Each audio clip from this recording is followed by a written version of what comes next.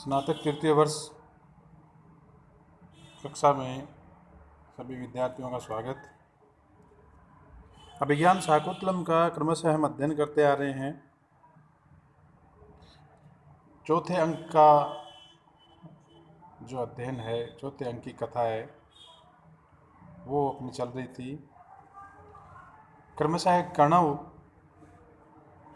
वृक्षों को संबोधित करते हुए कह रहे हैं, पातुं न प्रथमं वयस्यति जलम युष्मासु पितेषु या नादते प्रियमण्डनापि भवतां स्नेहेन या पल्लवम् आदौ वह कुसुम प्रसूति समय यस्यः भवति उत्सवः संयम याति शकुन्तला पतिगृहं सर्वैरनुज्ञायताम्।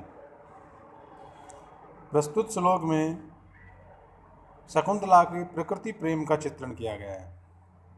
शकुन्तला अपने पति गृह को प्रस्थान कर रही है तो उसके पिता कणव वृक्षों से पति गृह जाने की आज्ञा प्राप्त करते हुए कह रहे हैं कि हे वृक्षों, पातुम, और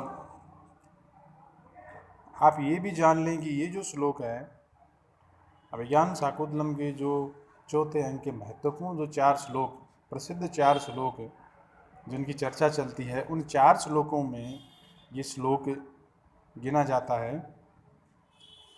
तो देखें इसका हिंदी अर्थ। महर्षि कणव कह रहे हैं कि हे तपोवन के वृक्षों, पातुम न प्रथमम वयवसैति जलम युष्मासु पितेषु या। पातुम न प्रथमम वयवसैति जलम, जो ये शकुन्तला पहले जल नहीं पीती है, युष्मासु पितेषु या, तुम्हारे जल पिए बिना जो ये शकुन्तला जल नहीं पीती है, ऐसी शकुन्तला कि हे वृक्षों, जब तक कि तुम जल नहीं पी लेते हो, युष्मासु पितेषु या, जब तक कि तुम जल नहीं पी लेते हो या तुम्हें जलपान नहीं करा देती है या तुम्हारी सिंचाई नहीं कर लेती है, तब तक जो शकुन्तला जल नहीं पीती है। पातुम न प्रथमम वयवसैति जलम युष्मासु पितेषु या न आदता प्रियमण्डनापि भवतां स्नेहेन या पल्लवम। न आदते प्रियमण्डनापि, जिसको पुष्प बहुत प्रिय हैं, जिसको पुष्प के आभूषण बहुत प्रिय हैं, फिर भी न आदते प्रियमण्डनापि भवतां स्नेहेन या पल्लवम, प्रेम के कारण वह तुम्हारे पुष्पों को नहीं तोड़ती है। जिसको पुष्पों का आभूषण करना बहुत प्रिय है, किंतु तुम्हारे पुष्पों को वो फिर भी नहीं तोड़ती है। आदौ वह कुसुम प्रसूति समय यस्या भवति उत्सव है, और कुसुम प्रसूति समय जब तुम पर पहले जो पुष्प का आगमन होता है तो यस्या भवति उत्सव है, तो वह उस पल को बहुत ही आनंद से त्योहार के समान मनाती है। संयम याति शकुन्तला पति गृहम, ऐसी ये शकुन्तला अपने पति के गृह को जा रही है। तो हे वृक्षों, सर्वैरनुज्ञायताम, आप सभी उसको पति घर की ओर प्रस्थान करने की आज्ञा दे।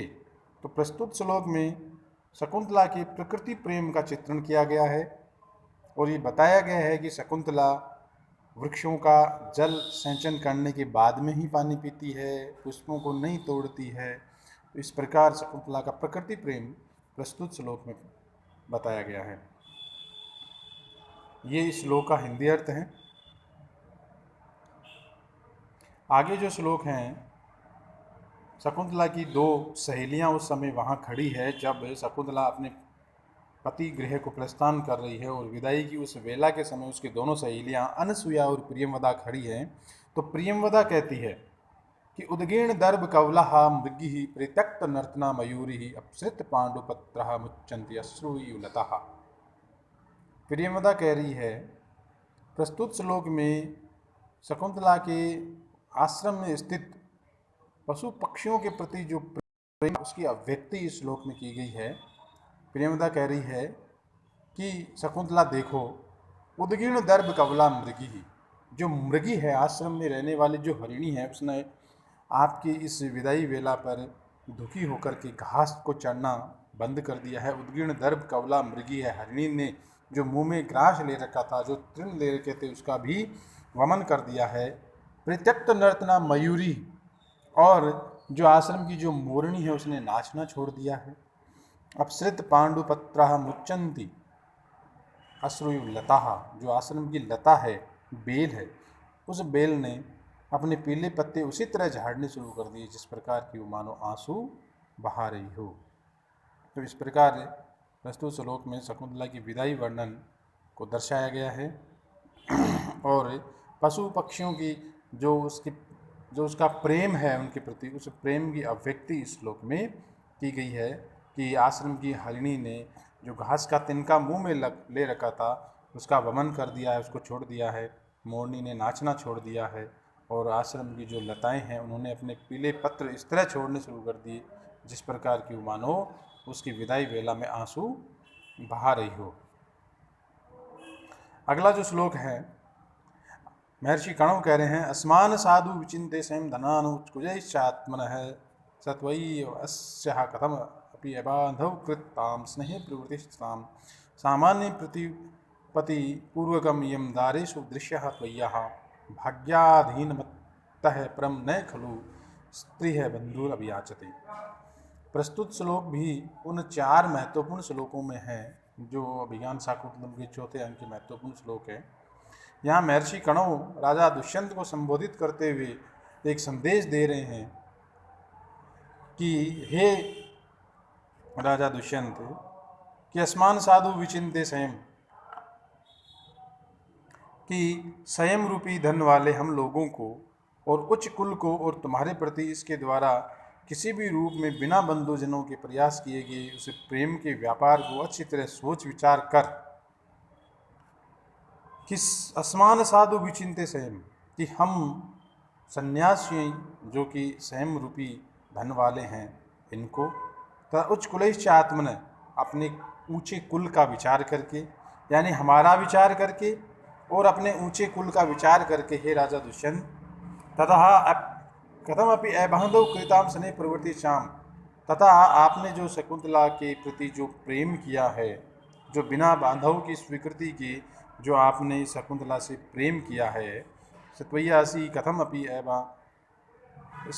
तह त्वय्यः स्यः कथमपि अबांधव कृताम स्नेह प्रवृत्तिस्ताम, कि आपने जो बिना बंधुजनों की स्वीकृति के बिना जो आपने प्रेम की अभिव्यक्ति करी है उसको सामान्य पति पूर्वकम एवं दारेषु दृश्य दबिया, उस चीज़ को, इन तीनों वस्तुओं को अर्थात हमारे संयम रूपी धन पर विचार करके या हमारी ओर देख करके, अपने ऊंचे कुल की ओर देख करके, तथा आपने जो शकुंतला के प्रति बिना बांधव जनों की स्वीकृति की जो प्रेम किया है उसको देख करके आपसे इतना ही निवेदन है कि आप अपनी पत्नियों में दारेषु दृश्यत हुए, अपनी पत्नी में आप इनको महत्वपूर्ण स्थान देना।